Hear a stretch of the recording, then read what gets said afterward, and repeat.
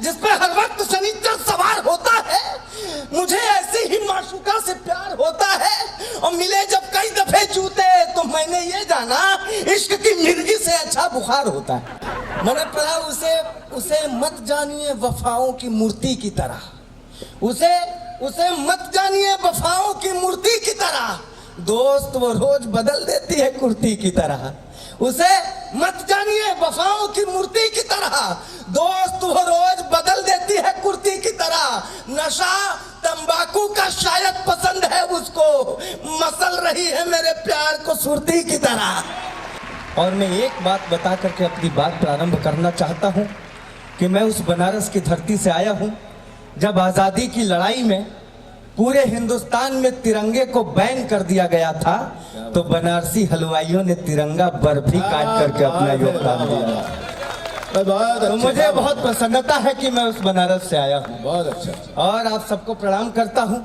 आप सब भी बनारस कई बार गए होंगे, आपको पता है कि जिंदगी में एक न एक बार सबको बनारस जाना ही पड़ता है। अब जो जीते जी नहीं जाता है, फिर उसको लुटिया में लेके जाते हैं लोग। अच्छा, बनारसी पब्लिक थोड़ी तुनक मिजाज टाइप की होती है। आपको पता है महाशमशान भूमि कहा गया है बनारस को। देश के कोने कोने से लोग अर्थी लेकर के जाते हैं वहां की जाम की समस्या में अगर गलती से आप फंस गए, फर्ज कीजिए आप लोगों के सामने कुछ लोग अर्थी लेके जा रहे हो और आप उनके पीछे फंसे हो जाम में, गलती से भी अगर आपने मोटरसाइकिल का हॉर्न बजा दिया, बनारसी तुनक मिजाज आदमी अगर जवाब पहुंच जाए आप लोगों तक तो बात समझ में आ जाए अगर आप लोगों को, तब ताली बजाइएगा। अगर फर्ज कीजिए जाम में फंसे हैं, आप लोगों के आगे कुछ लोग अर्थी लेकर के जा रहे हैं, आपने गलती से मोटरसाइकिल का हॉर्न बजा दिया, तो अर्थी लिए हुए पीछे वाला आदमी कंधे पे अर्थी लिए लिए पलट के बोलेगा, ऐसे पहले जइबा का।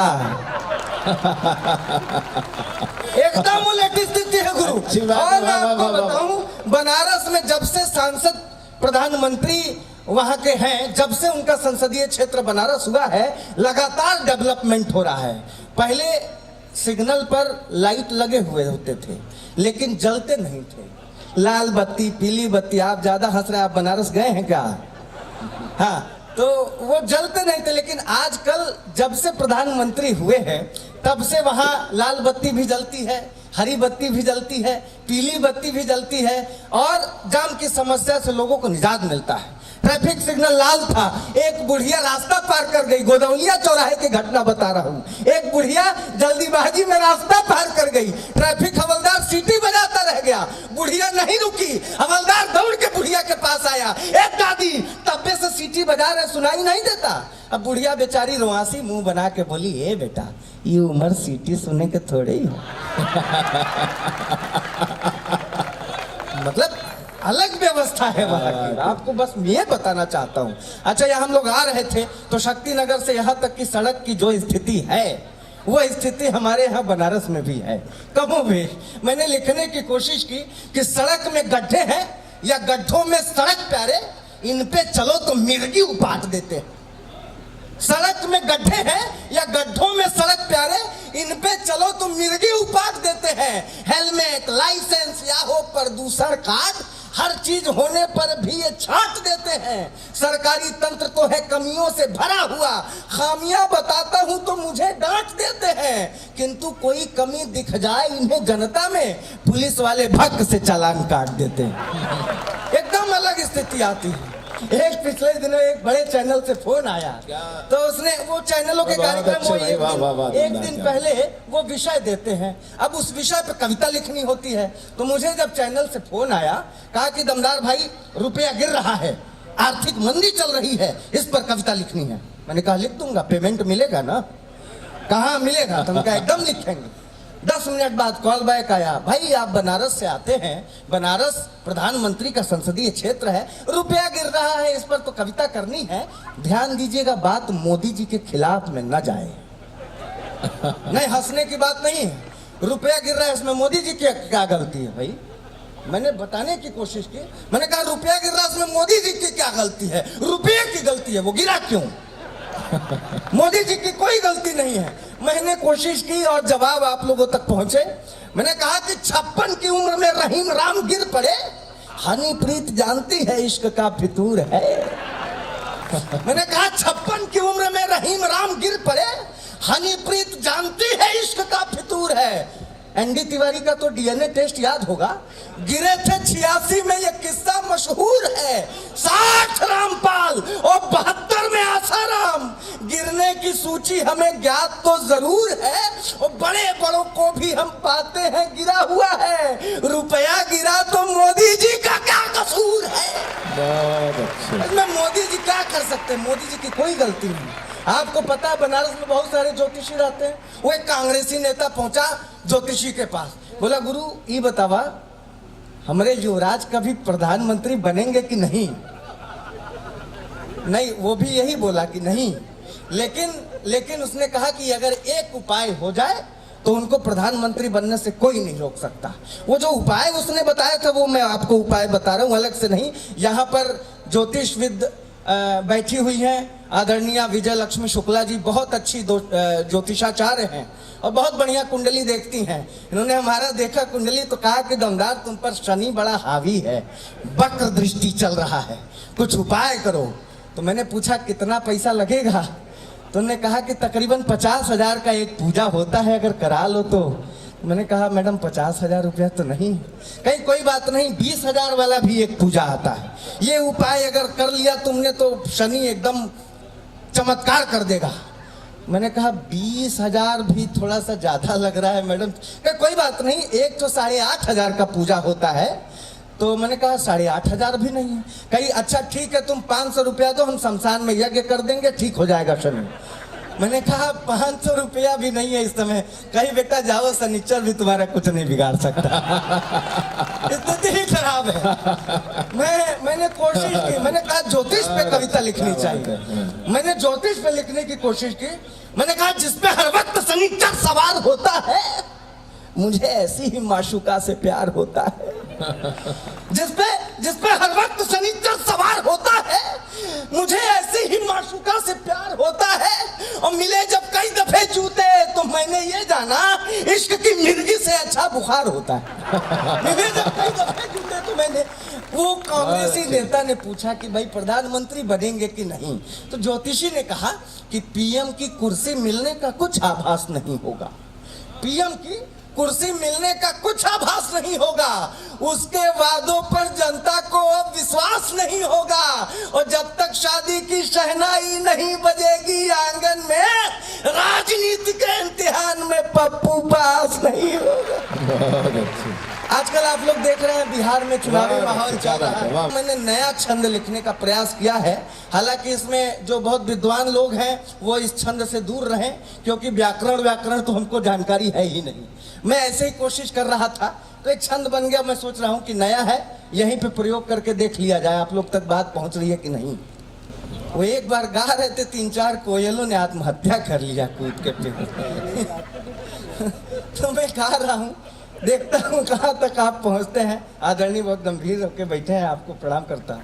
ये बात सुनिए कि चढ़ा है चुनाव का बुखार सारी पार्टियों पे। बंगाल के चुनाव को नजर में रखिए कि चढ़ा है चुनाव का बुखार सारी पार्टियों पे, वोटर लुभाए जा रहे हैं मैंगो फ्रूटी से। चढ़ा है चुनाव का बुखार सारी पार्टियों पे, वोटर लुभाए जा रहे हैं मैंगो फ्रूटी से। और शाह जी तो सभी नेताओं के गले पट्टा डाल बांधने की सोच रहे एकमात्र खूंटी से। शाह जी तो सभी नेताओं के गले पट्टा डाल बांधने की सोच रहे एकमात्र खूंटी से। कि रानी बंगाल वाली टूटे पांव लेके पड़ी, रानी बंगाल वाली टूटे पांव लेके पड़ी, ठीक नहीं हो रहा जो कुछ जड़ी बूटी से। रानी बंगाल वाली टूटे पांव लेके पड़ी, ठीक नहीं हो रहा जो किसी जड़ी बूटी से। और दाढ़ी वाले बाबा ने फंसाई ऐसी लंगड़ी की, हड़बड़ा के गिर गई दीदी स्कूटी से। बहुत अच्छा। अक्सर लोग बड़े बालों के कारण जुओं की समस्या से त्रस्त रहते हैं। हाँ, मैं खास करके माताओं और बहनों के हवाले करता हूँ। ऐसा नहीं, हमने भी अपने बाल बढ़ाए थे, मेरे बहुत अच्छे जुल्फ हुआ करते थे, लेकिन जब उसमें जुएं पड़ गई तो मुझे ये दवाई भी बनानी पड़ी। वो दवाई आप तक पहुँचाने की कोशिश करता हूँ। एक एक शब्द पे आपका ध्यान चाहिए। अगर एक भी शब्द आपने छोड़ दिया, दवाई काम करेगी कि नहीं करेगी मुझे कोई मतलब विशेष आइडिया नहीं है, क्योंकि अभी तक किसी ने आजमाया नहीं है। मैं पढ़ता हूँ, सुनिएगा एक एक शब्द पे आप। स्वागत, बहुत अच्छे। कि फटे हुए बेडौल कुर्ते पायजामे से लिपटा एक विचित्र व्यक्ति, फटे हुए बेडौल कुर्ते पायजामे से लिपटा एक विचित्र व्यक्ति जुओं से त्रस्त लोगों को दिलासा दिला रहा था। सड़क के किनारे खड़ा हो चिल्ला रहा था, हुजूर, भैया, बाबू, साहब, सेठ जी, माई बाप, कहाँ जा रहे हैं आप? हुजूर, भैया, बाबू, साहब, सेठ जी, माई बाप, कहाँ जा रहे हैं आप? तनिक मेरी बातों पर भी ध्यान दीजिए। परंपरागत तरीके से जुए मारने की रामबाण दवा सस्ते में लीजिए। हर आने जाने वाला शख्स उसकी रसीली बातों को ध्यान से सुनता, मुस्कुराता, फिर चला जाता। आखिरकार अमावस्या के रात सियाभा वाली एक सुंदर महिला दवा बेचने वाले के पास आई, अपने चमकदार रेशमी जुल्फों में हाथ फेरती हुई इतराई, बोली, कितने पैसे हुए बताइए, एक पैकेट दवाई मुझे भी चाहिए। बहन जी, सिर्फ 150 रुपए में आपका झोटा संवर जाएगा, दवाई खत्म नहीं होगी, जुआ मर जाएगा। महिला ने खरीद ली दवाई, खुशी खुशी अपने घर आई। जैसे ही दवा का डब्बा खोला, बस चकित रह गई। अपने थक जाने का दंश चुपचाप सह गई। डब्बे से एक हथौड़ी, एक पत्थर और एक पर्ची निकली। डब्बे से एक हथौड़ी, एक पत्थर और एक पर्ची निकली, जिस पर लिखा था, अपने बालों की खूबसूरती को और निखारिए, अपने बालों की खूबसूरती को और निखारिए, जुओं को पकड़िए, पत्थर पे रखिए और हथौड़ी से मारिए। दरअसल मैं छोटे छोटे प्रयोग करता रहता हूँ। एक प्रयोग पर एक बहुत बड़े शायर थे, वो नाराज हो गए, बोले इसका प्रयोग दोबारा मत करना। हालांकि दोबारा उनको सुना नहीं पाया, बेचारे चल बसे एक ही बार सुनने के बाद। तो मैं चाहता हूँ आप भी सुने। कश्मीर की समस्या सब लोग कहते हैं, हम समस्या में पड़ते ही नहीं। मैंने एक मुक्तक लिखने की कोशिश की। मैंने कहा कि उसे पाने की है ख्वाहिश जिहादियों की तरह। हाँ, यही बात है, अभी अभी चल रहा है। गौरव भाई बहुत अच्छे आदमी हैं, जहां उनको बुराई नजर आती है तुरंत टोकते हैं। जब ये ट्रेन से आ रहे थे इंटरसिटी पकड़ करके, तो टीटी आया टिकट देखने के लिए, इन्होंने उसको पकड़ लिया, वीर रस के कवि। जब उसको पता चला तो थोड़ा सा कपकपा गया और टीटी को पकड़ के बोले, बेटा देखो बाकी सारी सुविधाएं ठीक है, लेकिन जो टॉयलेट में मग्गा बंधा है चैन से, अबे इसकी लंबाई इतनी तो बढ़ा दो कि मुकाम तक पहुंच सके। स्थिति ही खराब है। अच्छा, टिटिया इनसे भी विद्वान था। उसने कहा, गुरु मग्गा चैन से बधा है, आप थोड़े बधे हैं, आप अपने मुकाम को आगे पीछे खिसका सकते हैं। तो मैं वो छंद आप तक पहुंचा रहा हूँ। मैंने मुक्तक पढ़ा कि उसे पाने की है ख्वाहिश जिहादियों की तरह, उसे पाने की है ख्वाहिश जिहादियों की तरह, मोहब्बत है मेरी तूफान आंधियों की तरह, है मेरी जान तो कश्मीर की कली जैसी, उसके भाई है सब अलगाववादियों की तरह। है मेरी जान तो कश्मीर की कली जैसी, उसके भाई है सब अलगाववादियों की तरह। और आखिरी मुक्तक पढ़ता हूँ। जब मैं बिहार गया था तो बिहार से यहाँ बहुत सारे लोग हैं, सबका जड़ बिहार में, जिसको पूछिए कहाँ से है तो बिहार से हैं, कहाँ से है दरभंगा से हैं, मिथिला से हैं, तो बड़ा अच्छा लगता है। बिहार में एक बुद्धिवर्धक चूर्ण आप सब लोग जानते ही होंगे। ये देखिए क्या बात है, बाद में भैया चूर्ण लेंगे भी। तो बुद्धिवर्धक चूर्ण होता है। तो मैं जब बिहार से मैं लौट के आया तो मैंने इसी मुक्तक को पलटने की कोशिश की। मैंने पढ़ा, उसे मत जानिए वफाओं की मूर्ति की तरह, उसे मत जानिए वफाओं की मूर्ति की तरह, दोस्त वो रोज बदल देती है कुर्ती की तरह। उसे मत जानिए वफाओं की मूर्ति की तरह, दोस्त वो रोज बदल देती है कुर्ती की तरह। नशा तंबाकू का शायद पसंद है उसको, मसल रही है मेरे प्यार को सुर्ती की तरह। चुनाव हो रहा है, चुनाव में हर नेता एक दूसरे पर आरोप मढ़ रहा है। और आप देखिए, एक छोटी सी रचना में दे रहा हूं कि एक नेता ने दूसरे नेता पर जैसे ही गधा होने का आरोप लगाया। एक नेता ने दूसरे नेता पर जैसे ही गधा होने का आरोप लगाया, सारे गधों को एक साथ क्रोध आया। एक नेता ने दूसरे नेता पर जैसे ही गधा होने का आरोप लगाया, सारे गधों को एक साथ क्रोध आया। गधों के सरदार ने सिर उठाकर समझाया, ढैंचो ढैंचो ढैंचो। गधों के सरदार ने सिर उठाकर समझाया, ढैंचो ढैंचो ढैंचो। लोकतंत्र की गरिमा को सस्ती लोकप्रियता के बदले मत बेचो। गधों के सरदार ने सिर उठाकर समझाया, ढैंचो ढैंचो ढैंचो। लोकतंत्र की गरिमा को सस्ती लोकप्रियता के बदले मत बेचो। अरे हम गधे जरूर हैं, हम गधे जरूर हैं, हम गधे जरूर हैं, लेकिन भाषावाद, क्षेत्रवाद, संप्रदायवाद और दंगे फसाद से दूर हैं। हम गधे जरूर हैं, हम गधे जरूर हैं, लेकिन भाषावाद, क्षेत्रवाद, संप्रदायवाद और दंगे फसाद से दूर है। कृपा करके हमें राजनीति में न घसीटे। लोकतंत्र की पवित्र सरिता को निर्मल बहने दे।